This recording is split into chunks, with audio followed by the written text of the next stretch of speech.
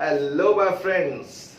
दोस्तों, इस यकीन के साथ कि अगर आपने इस वीडियो को एंड तक देखा तो फिर ये कंसेप्ट आपका, और ये कंसेप्ट आपको कभी भी जिंदगी में तंग नहीं करेगा। और कंसेप्ट क्या है कि भैया, elevation in boiling point and depression in freezing point का जो ग्राफ होता है वो हमें थोड़ा सा तंग करता है। तो आप सभी बहुत होशियार बच्चे हैं, मैं समझता हूं। बस थोड़ा सा टाइम दीजिएगा मुझे and it will be done. चलिए, अब ये जानते हैं कि इनको ग्राफ को समझने के लिए हमें क्या क्या पता होना चाहिए। कि पहली बात ये कि किसी भी सॉल्वेंट को अगर हम बोलते हैं कि वो वोलाटाइल है तो उसकी एक टेंडेंसी होगी वेपर फॉर्म में जाने की। ठीक है, तो उसे हम क्या बोलते हैं? Volatile solvent. फाइन। इसमें अगर आपने एक सॉल्ट डाल दिया या एक सब्सटेंस डाल दिया जो एक नॉन वोलाटाइल सब्सटेंस होगा, तो इसी वेपर फॉर्म में जाने की टेंडेंसी कैसी हो जाती है? कम। ठीक है, राइट? कोई दिक्कत? तो हम यही कह सकते हैं कि on adding a non volatile solute, right, the vapour pressure of a solution formed will be now less as compare to the vapour pressure of pure solvent.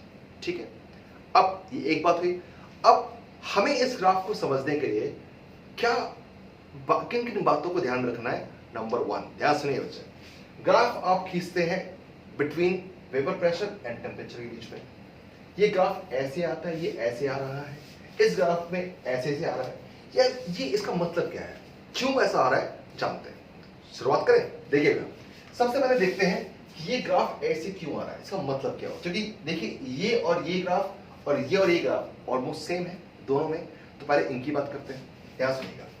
अगर मैं छोटा सा ग्राफ बनाऊं आपके लिए, छोटा सा बिल्कुल, ताकि आपको समझ में आ जाए, थोड़ा सा और छोटा कर लेते हैं। चलिए ऐसे बात करें। देखिए, अगर मैं वेपर प्रेशर और टेम्परेचर के बीच में ग्राफ खींचता हूं, ठीक है, तो अब ये ग्राफ आपको ऐसे क्यों मिल रहा है?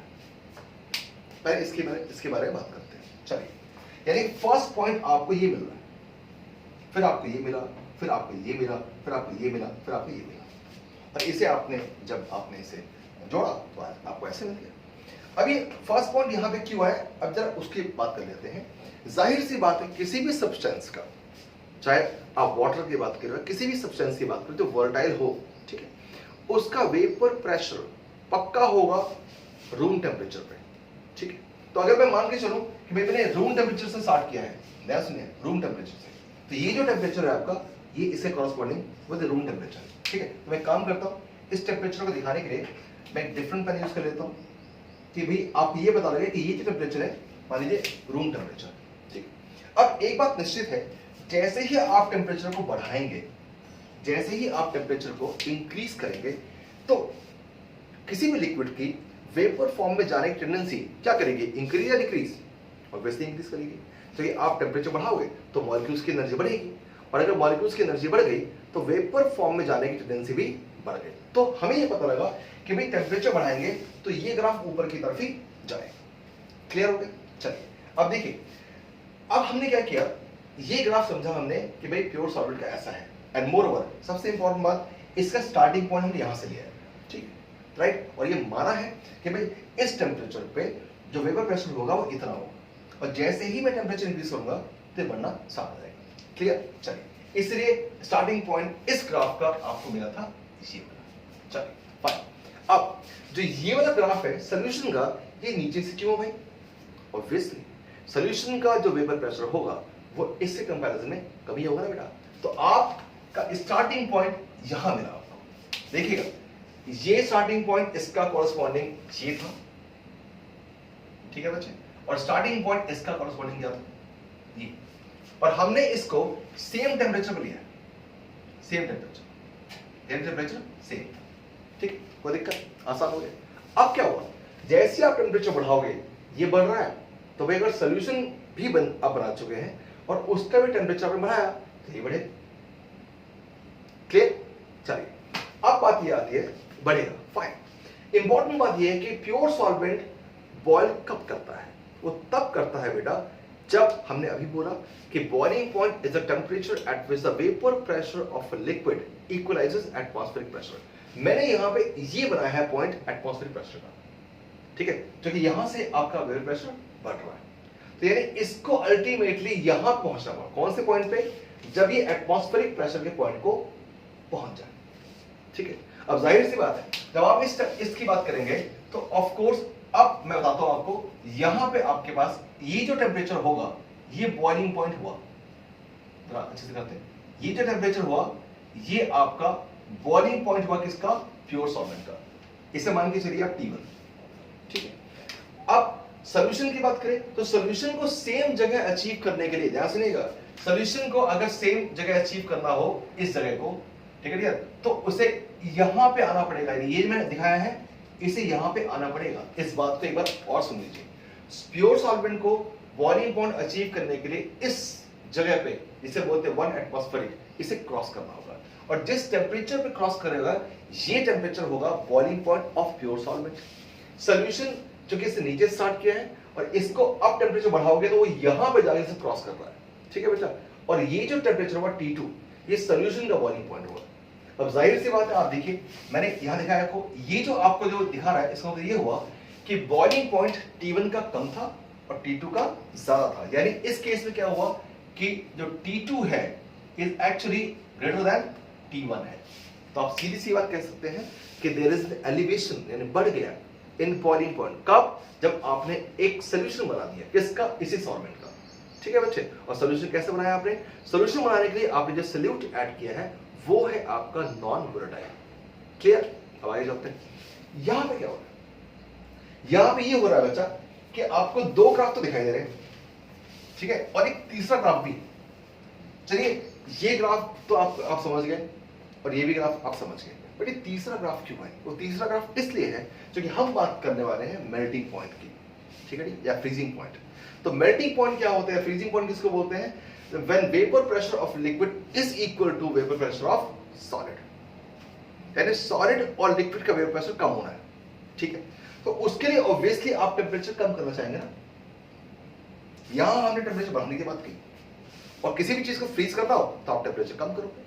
तो ये मान के चलिए कि अगर ये ग्राफ प्योर सॉल्वेंट का था तो प्योर सॉल्वेंट का ग्राफ ऐसे आप फॉलो कर रहे हैं विद इंक्रीज इन टेम्परेचर, और ऐसे ही फॉलो करेगा विद डिक्रीज इन टेम्परेचर।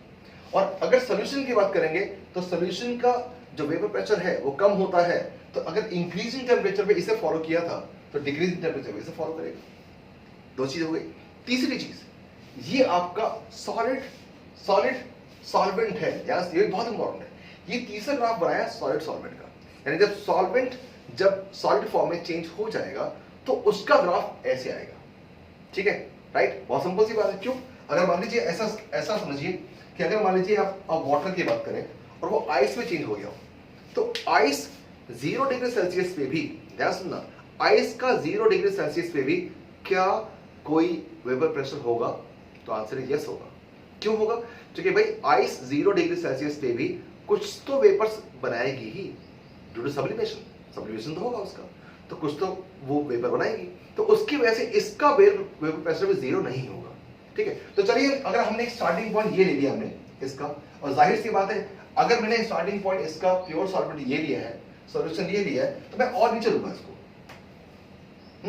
और नीचे से मैं ग्राफ ऐसे खींचूंगा, कोई दिक्कत नहीं। इसलिए मैंने ग्राफ नीचे से लिया। किसका है ये? किसका है? प्योर कौन सा? और प्योर क्या? सॉल्वेंट, यानी जो सॉलिड में चेंज हो रहा है। जाहिर सी बात है अब जैसे टेम्परेचर बढ़ाओगे तो ये बढ़ेगा। अब मेरी बात ध्यान सुनना बच्चे, आप कर रहे हैं फ्रीज, तो आप जब फ्रीज कर रहे होंगे तो आप टेम्परेचर को कम कर रहे होंगे। जब आप टेम्परेचर कम करोगे तो बेटा ये सॉल्वेंट, ध्यान सुनना, का वेपर प्रेशर धीरे धीरे कैसा होगा? डिक्रीज। ये बहुत इंपॉर्टेंट है कि जब आप इसे फ्रीज कर रहे होंगे तो सॉल्वेंट का जो वेपर प्रेशर है वो धीरे धीरे डिक्रीज होगा। ठीक है बच्चा?